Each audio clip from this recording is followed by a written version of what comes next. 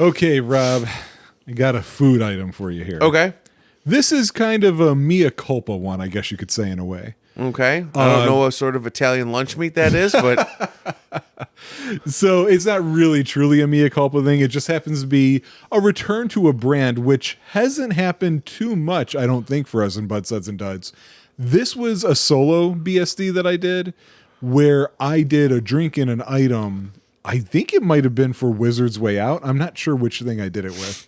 But it was Pepperidge Farm. I think it's still Pepperidge Farm. Goldfish crackers. okay. But they were Old Bay seasoning. Oh, I like Old Bay. And that was one of the things is those crackers weren't too bad if memory serves. Yeah. But you weren't here for that. Yeah. So it turns out I came across another new flavor from them. Okay. So we're coming back to Goldfish, and I'm noticing now it does not say Pepperidge Farm on here, so maybe that's not who owns them anymore. This is Frank's Red Hot Original Goldfish Crackers. Okay. So I haven't really had Frank's Red Hot anything before, I don't think, so I don't know what to expect. So, like, Frank's Red Hot is like a offshoot of Tabasco, I believe. Okay.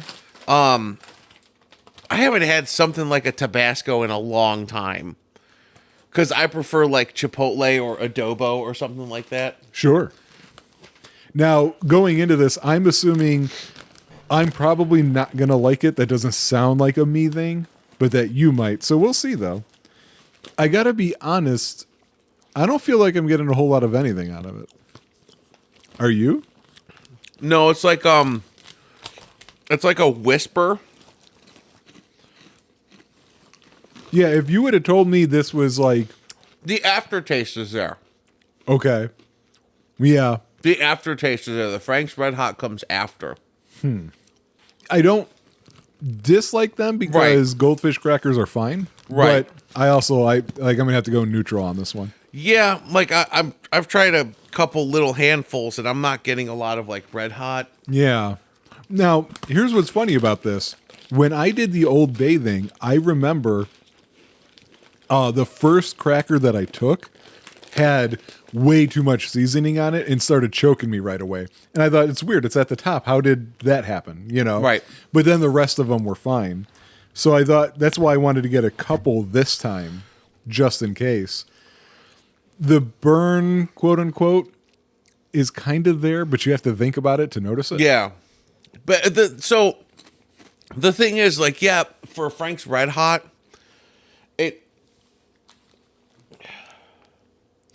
so you put Tabasco on something, you're supposed to get it. Like, yeah, it's supposed to be a little spicy, but you're supposed to get that like bitter kind of sour hit from the Tabasco, and Frank's Red Hot's about the same. Right. But like, it doesn't seem like it's there for these. Right. Yeah. Okay, so for example, I since you said you had stuff, I was close to bringing them over. I'd have to go get another one because I ate them all. The complete opposite to if you look at Pringles, they pair with Hot Ones, and they put a Los Calientes, which is my favorite Hot One sauce, into Pringles. Okay. They had I saw a bunch of new cans of those. They had a red, they had a green, and now they have an adobo. Yes. And it is delicious. Yeah. That is like spot on, one of the best tasting hot sauces and one of the best tasting chips that gives you flavor and spice. But like, this is like, oh, well, here's Frank's Red Hot. And it's so, okay, they're goldfish. It's a children's snack. Right. Well, I don't know if you know what they've been doing. No. I don't know if it's been released yet or not, but they're announcing for a limited time they're going to be referred to as Chilean sea bass crackers to remind people that goldfish are for adults too. Just a little marketing fun, you know. Right. But yeah. So I get what you're saying, that they probably wanted to be careful. Yeah, because like I could see if you accidentally buy it. Yes. Because I would probably actually eat those. I wonder that. Spicy dill pickle goldfish. I didn't see those. It says it's at Jewel. They might have been there. I just didn't see them. But so when you get this thing to where it's like, oh, well, these are meant for children. It's like, oh, well, no, these are meant for adults too. And then you get these flavors like Frank's Red Hot, and it's like, oh, well, it's just kind of like a whisper of Red Hot at the very end. Yeah. The only thing I could think of that these would actually work with is like a soup. Sure. Yeah. Because like tortilla maybe soup you'll get a action. flavor of something in there. Yeah. Like with this, like with the Frank's Red Hot, you could throw it into like a minestrone or something like that, and you'd still get that tomatoey, you still get that like tomatoey sour kind of taste with the minestrone and the Red Hot, just make it a little spicier. Right. But as far as just like a standalone snack, I don't know, Brian. Like you said, it's not bad. Right. But then again, it's not like they're knocking anything out of the park. Yeah, exactly. So neutral for you as well? Yeah, I think these would be either better used in a soup, in a chili. Sure. See, in a chili, or like mashed up and used as breading. Right. I do not think they're a good snack, and I can tell you for a fact, like my children would not eat this. Gotcha. They definitely would not eat this. All right. Well, that's it for us. On to a game. On to the games.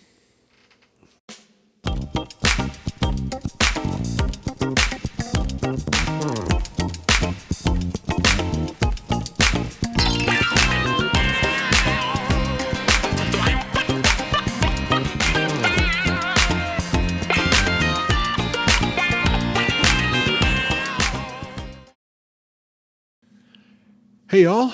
Welcome. It's Bud, Suds, and Duds. It's just Brian this time, and we've got this game called Rivals, and I have to start off saying that I am not sure if I'm being over concerned or not. I just want to be completely open. You're getting no sound from the game because I muted it in the Windows volume sound mixer. The reason is that there was a really nice song that was playing, and I thought, oh no, this might be a copyrighted piece of work. However, just as I started recording, I go, wait, this says Pony Parade Utah Honey EP. It's possible that this would be fine to capture and to have put on YouTube because it's a song made for the game and that they like say copyright no challenge kind of thing or what have you. But YouTube is so weird with this that I don't know how to treat it. Just a couple months ago, I got a copyright strike on one of my videos for Stick It to the Man. And what's so strange is that it was a strike because, I mean, it wasn't a strike. There was no penalty to it. But the complaint that came through automatically from YouTube, it wasn't anybody who had filed anything against me. It was about a song that I knew was licensed and I knew would be a problem. So when I produced the episode, I actually muted that part of the audio. And yet it still knew that with this game, it's here, I guess. And so it must exist. No way did, anybody who makes YouTube videos have a brain and figure that out in advance. But we have brains. It's cool. So a part of me is worried, not knowing what type of game Rivals is. I may have to go back and re-add the sound and it'll come in weird. I don't know. It's one of the problems about going into things blindly here. I want to know what that feels like with every game possible. And so I don't know how to feel about it. So I'm real iffy at the moment. So sorry in advance that it's quiet now. And then maybe I'll take a moment at some point, or I can tell as we start playing the game whether or not it should be okay to have the sound up there, because, hey, doing this isn't easy all the time. There's work to it. And I don't want to take a chance that with as ridiculous as copyright stuff is, I don't want to take a chance at screwing up all sorts of work that was done. You know what I mean? So that's the only concern. I don't know when this game came out. I feel like maybe it should be clear somewhere here on the front that you just say, hey, FYI, streamers, don't worry about the music. That would have been nice. It's just not a thing most people do. I mean, come on, we just recently got to developers finally realizing, hey, there should be a mode where personal information is hidden because they might be streaming. So, and we can't even get colorblind and everything. So it's going to be a long time if that ever does happen. No options other than quitting and beginning. I say we begin and we can quit sometime later on. I think that's the preferred order. Oh, see, okay. Yeah, I think I'm wrong. All right, let me open up the volume mixer and turn that back on. Hopefully I'm not missing dialogue at the moment. That's... Once of legendary Yep. local band Pony Parade was involved in an automobile accident on Tuesday down in Nashville. Hi, Josh. How are you? Yeah, hi, Lucy. Not so good, mate. Laurie and I just got back from Nashville to see Luke, and he's totally out of it. Doctors say it could go either way. Oh, I'm so sorry. Yeah, look, Luce, I've been thinking about this a bit. This book you've been writing on Luke and I really want you to finish it. I really do. I just don't think I can give you anymore. It's taken a bit too much out of me, and I hope you've got enough, and I hope you can, piece it together. And one more thing, Luce, please be fair on Luke. I know what people think of him, but I owe him everything. I hope people realize that it wasn't always like this. We were friends. Okay, Josh. I understand. Lack of subtitles are bothering me there.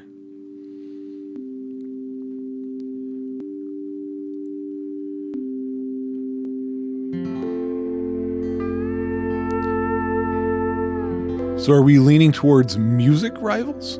It's not what I would have expected. It's an interesting idea if that is the theme.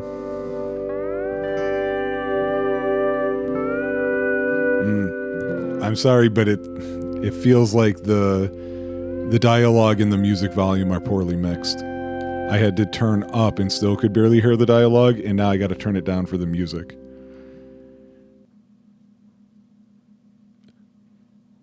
Whoa, okay. Oh, okay. Huh. What am I looking at here? Well, hang on. Let's take a look at the menu. Okay. Yeah, that was the song that got me like, oh, I don't know. Okay, so let's read this at the left before we mess around with too many things. Help complete the story of Josh and Luke by matching chapters in Lucy's book to the appropriate titles. Their story is divided into 5 sections with 6 chapters each. You can find out the appropriate titles by reading text, listening to audio extracts, looking at images, and more. When you've found an answer, click on the chapter to select a title. The game will let you know when you have got 5 correct. Finally, this game is date accurate to the time it depicts. Some clues may refer to real events or places, so you may need to do some detective work outside of the game. Oh! Okay.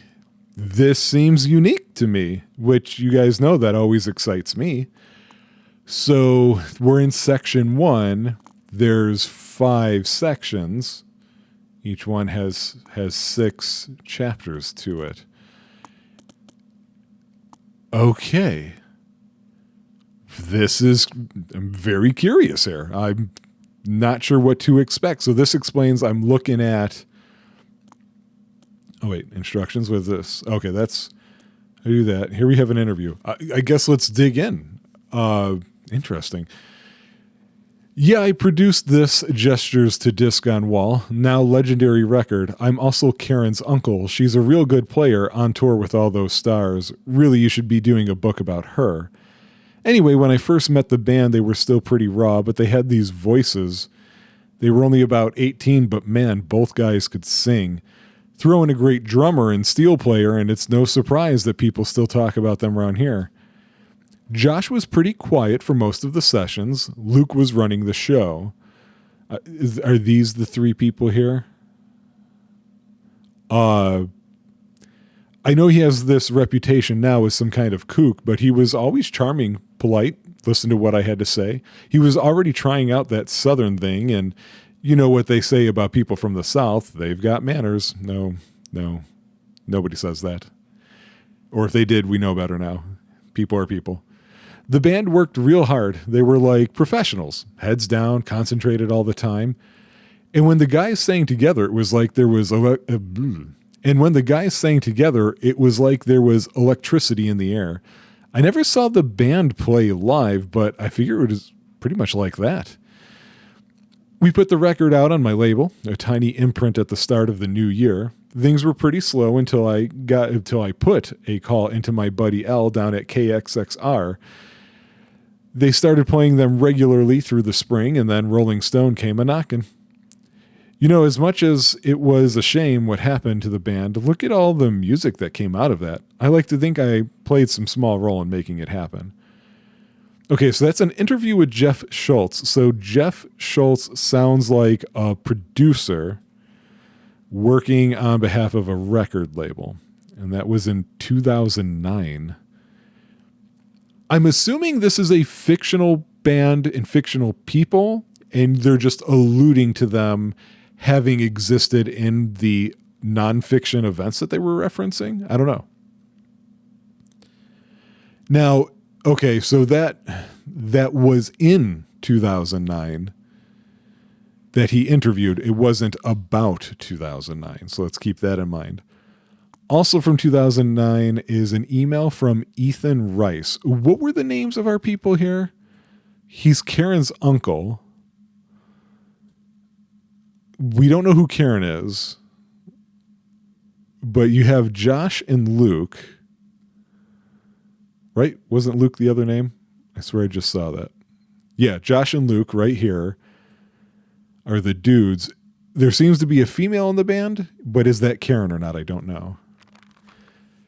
Dear Lucy, thanks for reaching out. I actually live next door to Karen and see her when she's not touring with Bonnie Tyler. Okay, that's a real name. Happy to help. I was a friend of Luke and Josh in high school and after. When Utah Honey got that review in Rolling Stone a few months after their record came out, saying they were the best young band in America, Luke got it into his head that the band needed to start touring right away, like as soon as possible. They needed someone to organize the tour and asked me, although I had no experience. We were due to play in St. Paul, Milwaukee, Duluth, Sioux City, and lots of other Midwest dives. Dives? I think you mean dives in those cities. Some of those are good cities. With bad scheduling, this meant sometimes we drove through the night and the next day to reach the venue just in time. The food starts to wear you down after a while. Driving through Wisconsin was particularly bad. If I have to even think about a Culver's Butterburger again. You know what? Hey, look, if you're driving through Wisconsin a whole lot, don't worry about the food. Worry about the extremely high number of people drinking while driving in that state. It's a problem. I know as a neighbor. The shows were always terrible, and the guys were getting in a worse mood every day. Eric was particularly upset. Finally, things came to a head in Grand Marais, right on the Boundary Waters. Luke thought that someone in the crowd was looking at Karen funny and leapt off the stage to tackle this guy. So this guy and his buddies come charging at the whole band. We had to leave all our gear and run for the van like that Almost Famous movie, but a lot less fun. Never saw that movie. I'm aware of it. Never saw it. It was brutal. Luke got his nose busted up badly and I think broke a few ribs. The day after he went missing. We were worried sick all the way back home. In the end, Luke sent Josh a note saying that he was out and the band was over. Personally, I think he felt guilty and sick with remorse, but could never admit it. Luke wasn't really the same after that. Hope the book goes well. Best, Ethan. Always be your best, Ethan. Okay, so those are notes. So just to reiterate here, we're completing the story of Josh and Luke. So Karen, that keeps getting talked about, is important to the story, but maybe not as front and center as Josh and Luke are to it. You can find out the right titles by reading text, listening to audio extracts, looking at images, and more. I'm still not quite sure how to... But oh God. Okay.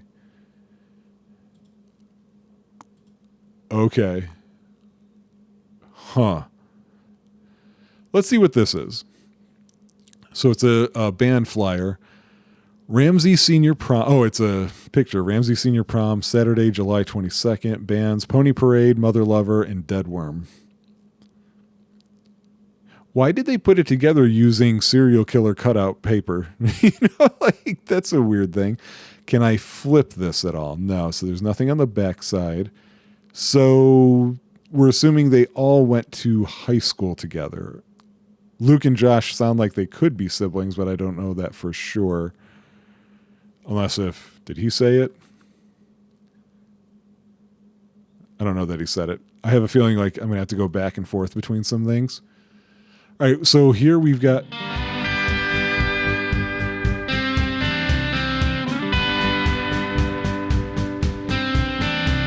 can say what you want when you write a book about the something I like. Guess today I'm right on track. You can say what you want, it don't mean a thing. Just a chip on the stack. Guess today I'm right on track. Only love can feel this connection. Okay, so I'm going to stop that for now. So we got a band named Powderhorn, and the track is right on track. That's not... Is that the name of their band? I thought it was it Given? So they could be dealing with a number of different, because it's none of those. So then we have, so here's Luke Jackson, Better Days.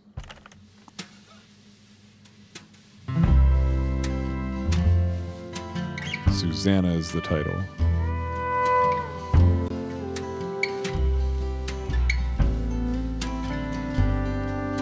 You look like an angel, moon in your cigarette eyes.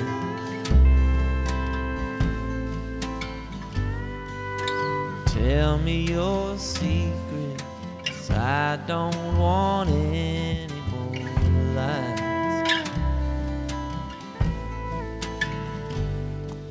Okay. Different approach, still Southern. Powderhorn must be the band at this point. Alfa Romeo, and the song is Let It Go. Midnight hour, I go wandering, echo in the rain.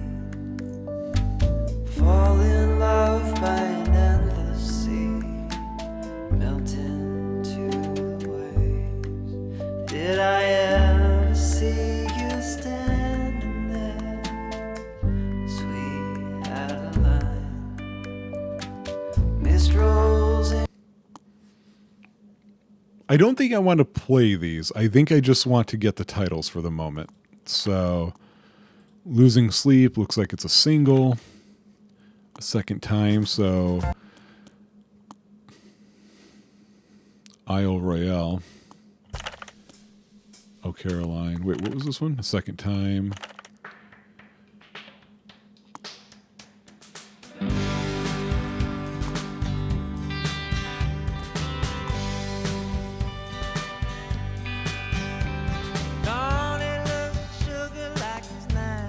Okay. Sounds very similar. So Pony Parade matches this prom. Makes me wonder if they're trying to say this was the band that inspired the one that we're following.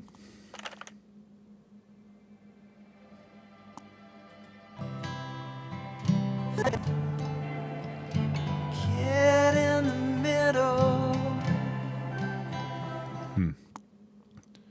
Now, what is this? It says Autobiography, Karen Olsen, 2008. So this is from the Karen who's the uncle, and was this a neighbor?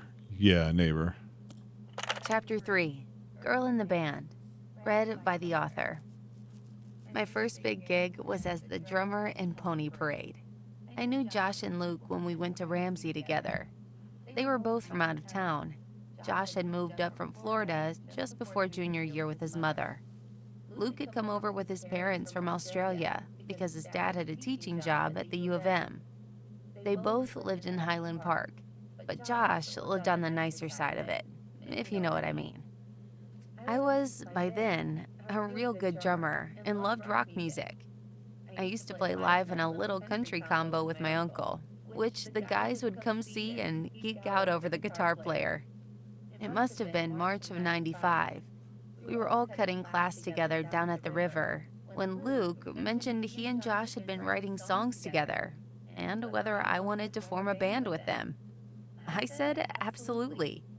And that was how we formed Pony Parade. Later, we got Eric on steel guitar, who was also real good. I was with the band all the way through, until we split in '97. I think Josh, in particular, took the breakup really hard. It was a real love affair. Him and Luke were very dependent on each other. But in the end, Luke thought of it as his band, and that he could break it up when he wanted. I don't think Luke really got over that. The last few months were kind of rough. But for me, when it was good, it was great. Of course, that was a while back, and there's been many bands since. But it still means a lot to me. Okay, so I appeared to be wrong about something. So Pony Parade is the band that they formed, and they are not the ones at prom, so to speak. So this is how they started. One thing that I think is going to be a downside for this for me is that I was hoping that after we listened to that tape that there would have been a transcript somewhere that would show up in the notes. That would have been nice. Has me a little concerned, especially as somebody who, I will admit, is not the best listener. I'm definitely a better reader. Let's see what this last one is. Or is this just showing you can eject that and put something else in? Except that I don't know how to operate a Walkman. Okay. Yes, even one in stereo. I'm clicking and dragging and nothing is happening. Is that really all the clues to this? Okay. So hang on. I'm just now noticing that the chapters have date headers, month and year. And they appear to be in order. So 2008 is when she has this written down here. And these notes fall into 2009. But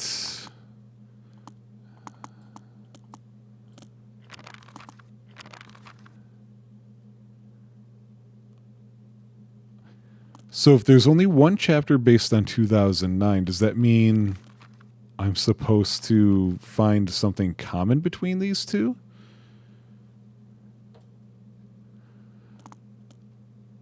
Okay, so are these options the same for each thing? They are. Okay, I didn't think they were at first. Okay, so we got Doomed Youth, Life is... Oh, wait.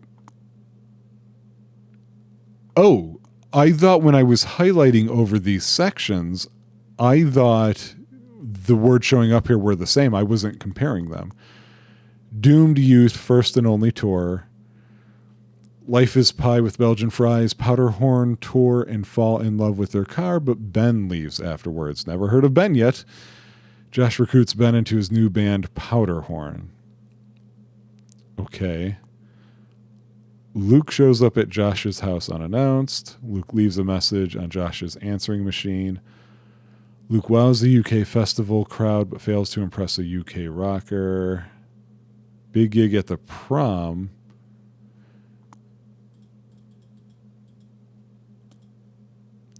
What's weird is the style of dress here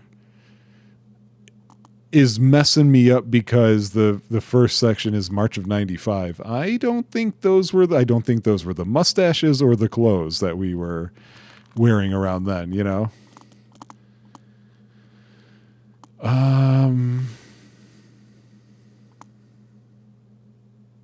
Now I'm wondering if I have to listen more closely to the lyrics of these songs. Whoop, whoop, whoop, whoop, whoop, whoop, whoop. No. That's not what I was doing.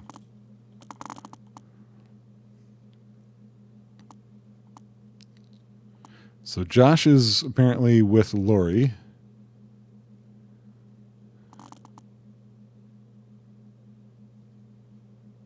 So this is definitely early.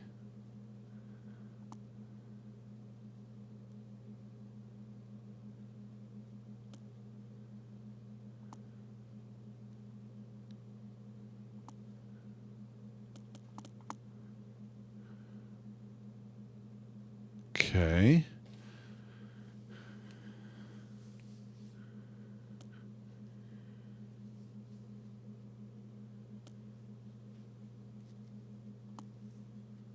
Coming up, Millhouse is great. Well, they set up their own label. Interesting.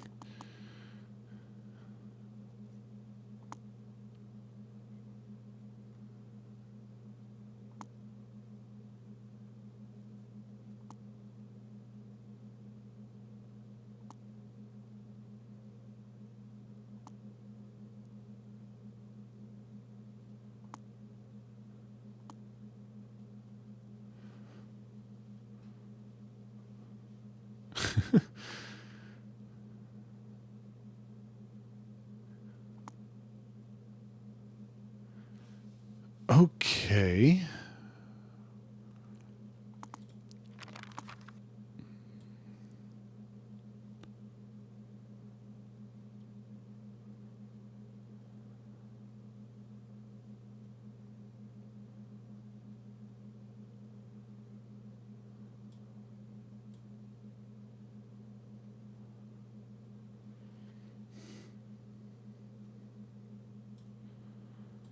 So he only says the record for the one that they put out, so we don't know which one this is that he's talking about with them.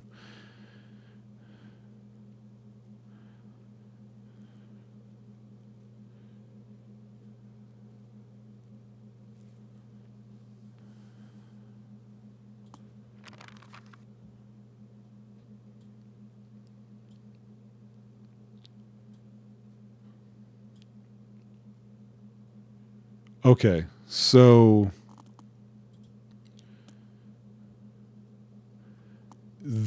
Pony Parade is the band that put out Utah Honey.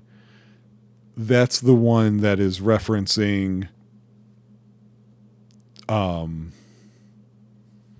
Wait, what is this? Oh, okay. That's the one referencing this Rolling Stone review. So out of these, where is... Because Pony Parade is... Let me listen to her again. Chapter 3, Girl in the Band, read by the author. My first big gig was as the drummer in Pony Parade. I knew Josh and Luke when we went to Ramsey together. They were both from out of town. Josh had moved up from Florida just before junior year with his mother. Luke had come over with his parents from Australia because his dad had a teaching job at the U of M. They both lived in Highland Park, but Josh lived on the nicer side of it, if you know what I mean. I was, by then, a real good drummer and loved rock music.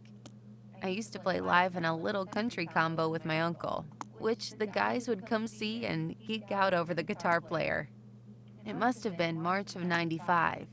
We were all cutting class together down at the river when Luke mentioned he and Josh had been writing songs together and whether I wanted to form a band with them.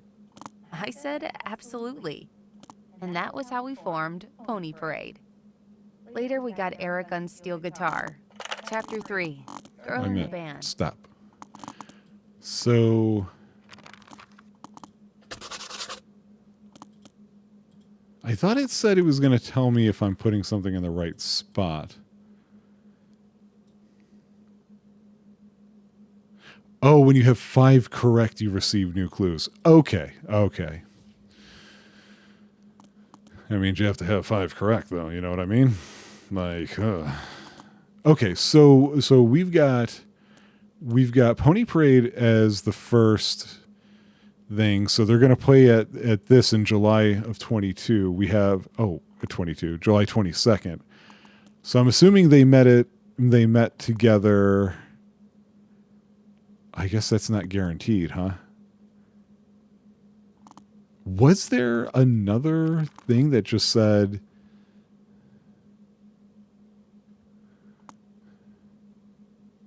I wish I could rearrange these, like just manually as I'm going through them. Yeah, okay, so the big gig at the prom is this. I'm going to say, where I didn't read the right title. I don't know that this is correct, though.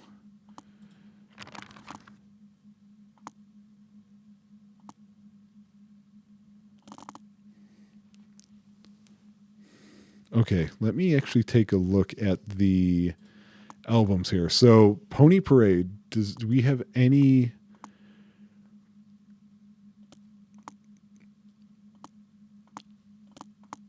Jeff Schultz.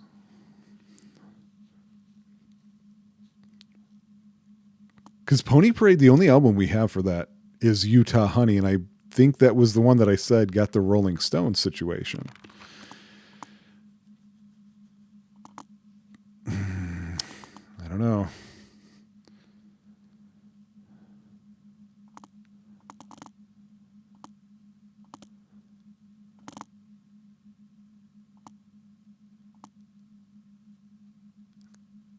That's Powderhorn, not Pony Parade.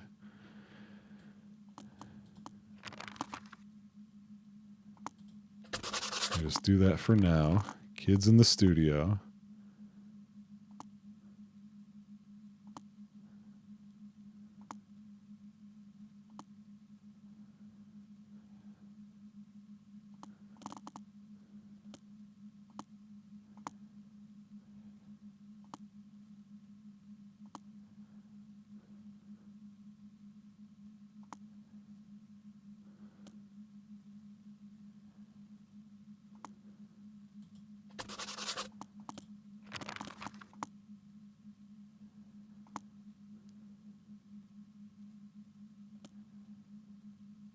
Ooh.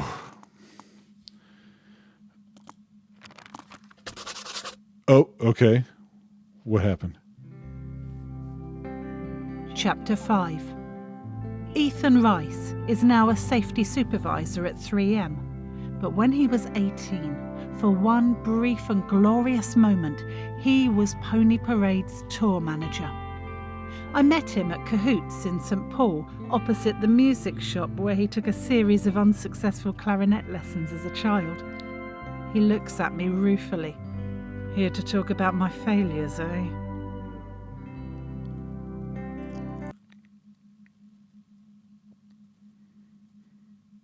Okay, so I think that means that these are correct.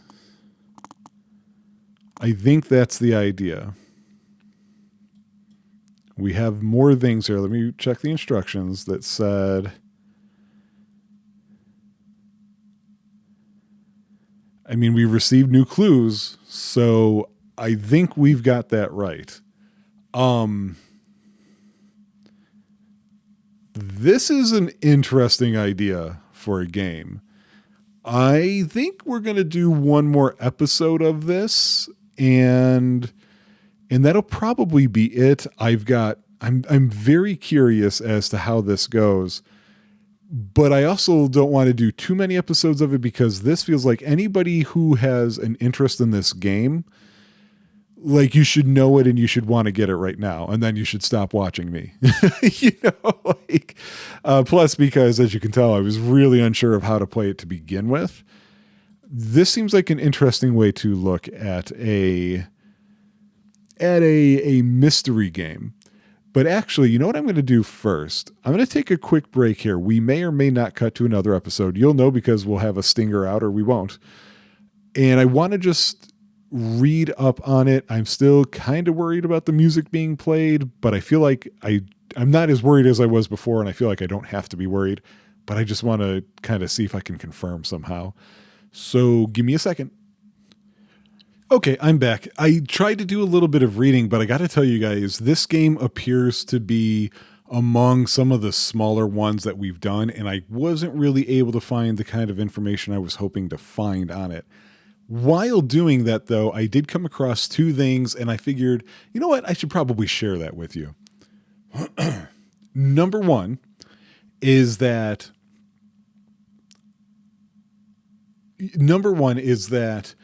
they apparently made another game before this one called Family, and people seem to be going to the page for this game asking about how to find that one as well. There was a link somebody gave to itch.io, but the link didn't work. I don't know if the game's not around anymore. It sounds like it was the same idea, a different way of playing it though. And I was curious. That's why I clicked on it, because I thought, hey, I could put another game on this list, right? But a lot of people also compare this to Obra Dinn, but again, the actual gameplay part is different. Obra Dinn, I think that's Lucas Pope, who I was a huge fan of back when Republia Times came out, so to speak, because it's not like it was a game that was truly released on markets or anything. And Obra Dinn is something I can't wait to eventually play one day. But as I was looking at all of that, I said, you know what? This should really just be a one-off. Because if this is a mystery, this does not look like the type of game that I can avoid any further spoilers to, right? So I don't want to take a chance at ruining the enjoyment for anybody else. I'm going to try and beat this game because I think it's a cool idea. I'm glad that I bought it. And when I said, you know, this is one of the smallest games that we've ever had on here, I can tell you this game came out in 2020. And at the time that I'm looking at it, it's got a 100% rating, but only 35, 36 reviews, which sucks, you know, like, but this is why Rob and I do Bud, Suds, and Duds. It's because there are so many cool games and cool ideas out there that we just want to share with everybody. And, you know, sometimes they're not going to work out. This is definitely niche material. Like we're on a niche playground right here. I'm assuming that only like 5% of the people that might see this video are going to be into this kind of game. I happen to be one of them though. So I served my own self very well here. It's Bud, Suds, and Duds, so I have to give it a score. I am going to have to dock it a point, I think, and give it a 3. Now, of course, 3s from me are good. I know I say it all the time, but I like to just reiterate that just so people know. 4s are greats, 5s are amazing, and then I have what I call the theoretical 6, of which only so many games have ever been given that, a 6 out of 5. So 3 is good. This is a good game. It's worth playing.